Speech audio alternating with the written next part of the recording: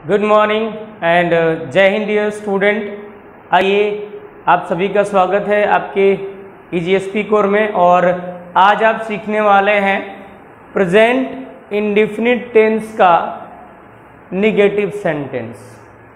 तो negative sentence के वाक्य को कैसे पहचानेंगे प्रेजेंट टेंस में कि वो जो वाक्य है वो निगेटिव सेंटेंस का है। तो सबसे पहले क्या होता है, वाक्य के अंदर हम जब वाक्य पढ़ते हैं तो उसमें लिखा रहता है, वाक्य के बीच में नहीं आता है।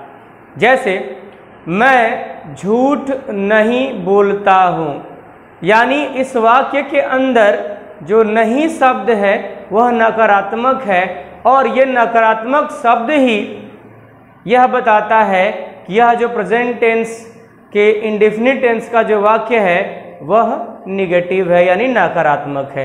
तो आइए इसी को समझते हैं, इसी को ट्रांसलेट करेंगे। और वीडियो स्टार्ट करने से पहले यदि अभी तक आपने अपने इस चैनल को सब्सक्राइब नहीं किया है तो कृपया सब्सक्राइब कर ले, बेल आइकन को प्रेस कर ले ताकि नई वीडियोस आप तक पहुंच सके। तो चलिए स्टार्ट करते हैं। आप तक हमारी वीडियोस के नोटिफिकेशन समय समय पर मिलते रहेंगे जब आप बेल आइकन को प्रेस कर लेंगे। चलिए स्टार्ट करते हैं आज की क्लास, प्रेजेंट इंडेफिनिट टेंस का negative sentence. As you can see, rules to convert, as you can see, rule to convert from Hindi translation to English translation. सबसे पहले सब्जेक्ट है, फिर helping verb do comma does, इसके साथ not, फिर main verb का first form है और प्लस ऑब्जेक्ट है। इसी नियम के सहारे हम लोग प्रेजेंट इंडेफिनिट के नेगेटिव सेंटेंस के वाक्य को ट्रांसलेट करने वाले हैं।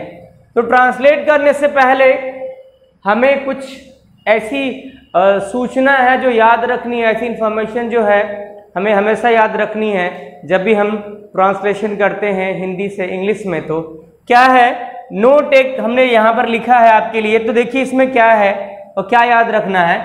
कह रहा है singular noun he she it name के साथ हेल्पिंग वर्ब डज नॉट तथा plural noun I we they you के साथ डू नॉट का प्रयोग करते हैं। कह रहा है कि यदि वाक्य के अंदर सब्जेक्ट हो सिंगुलर नाउन का तो उसके साथ हेल्पिंग वर्ब हम लोग लगाएंगे डज नॉट। यदि सब्जेक्ट हो वाक्य के अंदर प्लूरल नाउन का उसके साथ हम लोग लगाएंगे हेल्पिंग वर्ब डू नॉट। तो आइए उदाहरण से समझते हैं। तो सबसे पहले आप देख पा रहे हैं यहां पर वाक्य लिखा गया है, आप ईंट नहीं लाते हैं। तो आप में जो ये आप सब्जेक्ट जो है वो प्लूरल नाउन के अंतर्गत आता है और इसकी अंग्रेजी होती है यू। देखिए प्लूरल में यू है, बिल्कुल है। तो ये क्या है, प्लूरल नाउन है और इसके साथ क्या लगाएंगे हम लोग, नहीं के लिए डू नॉट। तो जब भी नहीं के लिए हम लोग यूज करेंगे प्लूरल नाउन के साथ तो डू नॉट का प्रयोग करेंगे। अब इसके बाद देखिए सब्जेक्ट हो गया, हेल्पिंग वर्ब हो गया, क्या बच गया, मेन वर्ब। तो मेन वर्ब क्या है, मुख्य कार्य क्या हो रहा है, लाना। तो लाना का अंग्रेजी होता है ब्रिंग होगा। तो यहां पर हम लोग लिख देंगे यू डू नॉट ब्रिंग। अब इसमें ऑब्जेक्ट क्या है, ईंट है। तो ऑब्जेक्ट हमारा बस बच गया है तो लिख देंगे ब्रिक। ब्रिक मतलब होता है ईंट। इस प्रकार से जो है हमारा जो पहला हिंदी वाक्य था उसका ट्रांसलेशन हो गया। एक बार फिर से समझ लीजिए इसको। इसमें सब्जेक्ट क्या है, आप, और आप की अंग्रेजी होती है यू, और यू हमारा किसके अंतर्गत आता है, प्लूरल नाउन के अंतर्गत आता है। इसीलिए हम लोग नहीं के लिए हेल्पिंग वर्ब क्या लगाएंगे, डू नॉट लगाएंगे।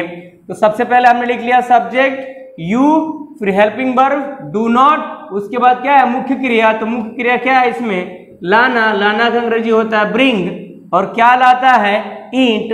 तो यहाँ पर ईंट का अंग्रेजी हमने लिख लिया। यानी इस प्रकार से हम लोग ट्रांसलेशन पहले वाक्य का कर लिया है। आइए अगले वाक्य की तरफ बढ़ते हैं। दूसरा वाक्य है, हम होली नहीं मनाते हैं। तो इसमें जो वाक्य में पहला जो सब्जेक्ट है वो क्या है, वी है। और इसको भी चेक करेंगे, सिंगुलर नाउन प्लूरल नाउन के अंतर्गत आता है क्या। तो देखते हैं वी किस में आता है, तो प्लूरल नाउन में आता है। इसके साथ भी डू नॉट लगाएंगे नहीं के लिए। तो हम लोग लिख देंगे डू नॉट। अब इसमें क्या है, मुख्य क्रिया मनाना, तो मुख्य क्रिया की अंग्रेजी मनाना के लिखते हैं हम लोग सेलिब्रेट। और क्या मनाता है, होली, तो हम लोग यहां पे लिख देंगे होली। तो यानी इस प्रकार से आपने देखा कि सेकेंड वाक्य भी जो है हमने ट्रांसलेट कर लिया हिंदी से इंग्लिश में। आइए एक बार फिर इसको भी समझ लेते हैं। इस वाक्य में सब्जेक्ट क्या है, हम है, तो इस सब्जेक्ट की अंग्रेजी हमने लिख दिया। इसके बाद चेक करेंगे कि ये सिंगुलर नाउन के अंतर्गत आता है या प्लूरल नाउन के अंतर्गत आता है, तो ये आता है प्लूरल नाउन के अंतर्गत। तो इसके साथ नहीं के लिए हेल्पिंग वर्ब हम लोग क्या लगाने वाले हैं, डू नॉट। यहाँ पर हमने डू नॉट लिख दिया। इसके बाद क्या बचा है, मुख्य क्रिया। तो मुख्य क्रिया क्या है, मनाना। मनाना की अंग्रेजी होती है सेलिब्रेट। यहां पर हम लोग लिख देंगे सेलिब्रेट। इसके बाद से ऑब्जेक्ट क्या है, होली, तो यहां हम लिख देंगे होली। तो इस प्रकार से ये सेकेंड वाक्य भी कंप्लीट हो गया। थर्ड वाक्य पे आते हैं, तो कह रहा है मनीष स्कूल नहीं जाता है। यानी इस वाक्य में सब्जेक्ट क्या है, तो मनीष है। तो सबसे पहले मनीष का अंग्रेजी लिख लेंगे, इसका नाम लिख लेंगे हम लोग। तो ये किस में आता है, नेम।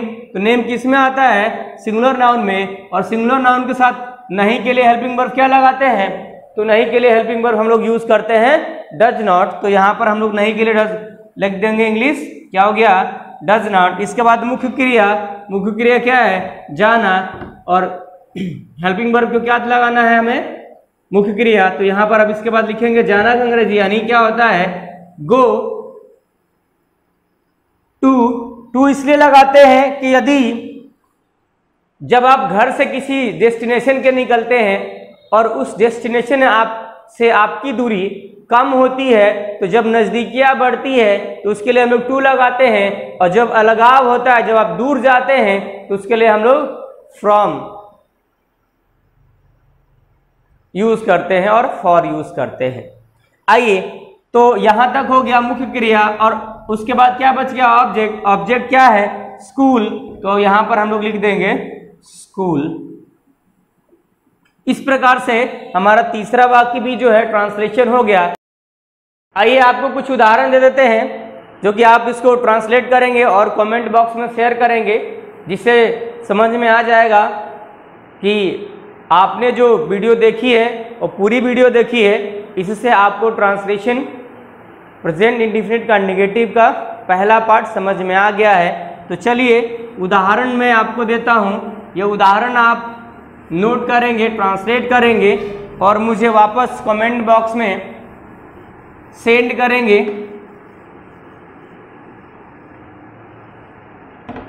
तो सबसे पहला वाक्य है, दर्जी कपड़े नहीं सिलता है। दूसरा वाक्य है, मोनू गोली नहीं बेचता है।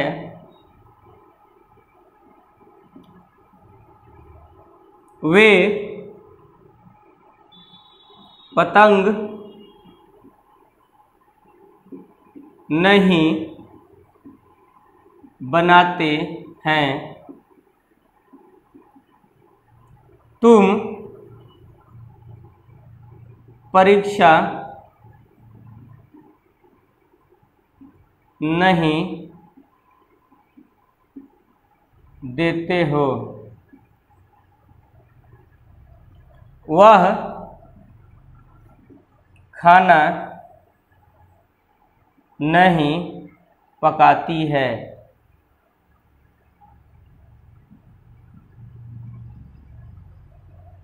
1 2 3 4 और ये 5। तो ये 5 वाक्य जो है आपके लिए आज होमवर्क रहेगा और इस वीडियो को पूरी तरीके से देखना है, स्किप नहीं करना है। यदि आप स्किप करेंगे तो आपको समझ में नहीं आएगा, इसलिए इस वीडियो को पूरी देखें और फिर ट्रांसलेशन करिए खुद से और मुझे कमेंट करिए। आज के लिए बस इतना ही। जय हिंद, जय भारत।